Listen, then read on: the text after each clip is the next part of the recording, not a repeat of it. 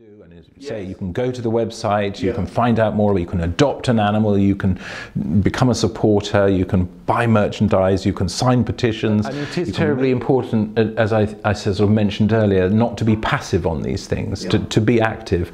And the starting point for that is to talk about it. Is to actually not be a silent witness to what's going on, but be a vocal voice for the things that you care about. And if one of the things you care about is the natural world, wild species, our relationship with the planet, then speak out on those issues. Talk to your friends. If you've watched Blue Planet 2, then make sure that everyone you know has had the chance to watch Blue Planet 2. Go on iPlayer, check it out. If you're concerned about trophy hunting but don't know much about it, go and see a very one-sided view of it. Watch Trophy, take a big box of tissues with you, but be outraged, and then turn your outrage into energy and turn that energy into action.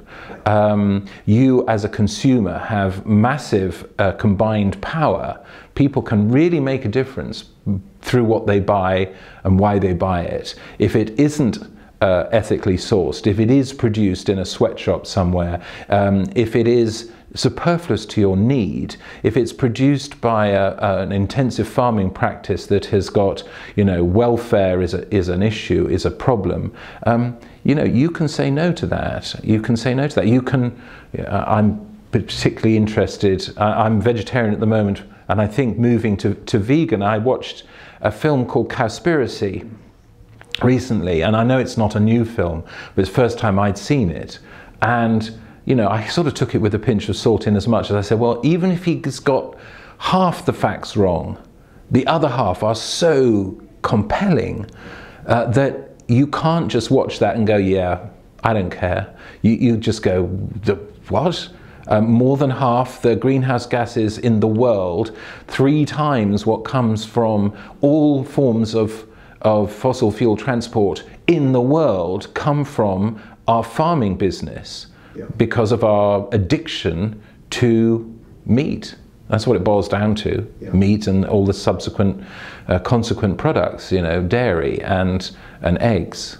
Becoming a conscious consumer. Becoming a conscious consumer. And you mentioned actually earlier people who work on marine projects, and it's not just plastics in the sea, but it's overfishing in the sea. And it's what Charles Clover talks about.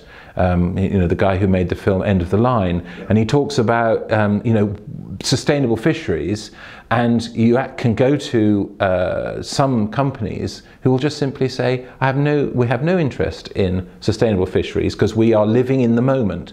Well, living in the moment is fine for the moment, but come the next day and the day after that. Absolutely, and there are all sorts of inspirational people talking about the oceans, people like Sylvia Earle, the great marine biologist, and so on. These people should be on the curriculum for schools. They should be doing sort of projects on these people. And it's a very good point you raise, and one I shall raise when I meet Mr. Gove, because I really think that this government in particular, but I think all governments have been sort of talking up the idea of citizenship and what it means to be a citizen, not just of the UK, but the citizen of any country. If that's what we're going to do, then we should consider citizenship in the round. It's not whether you can speak the language only. It's not whether you can sing the national anthem. It's not whether you can sort of, put your hand on your heart and swear allegiance to the flag.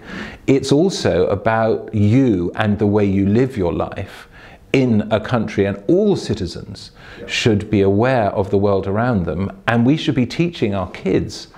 It should be part of the national curriculum.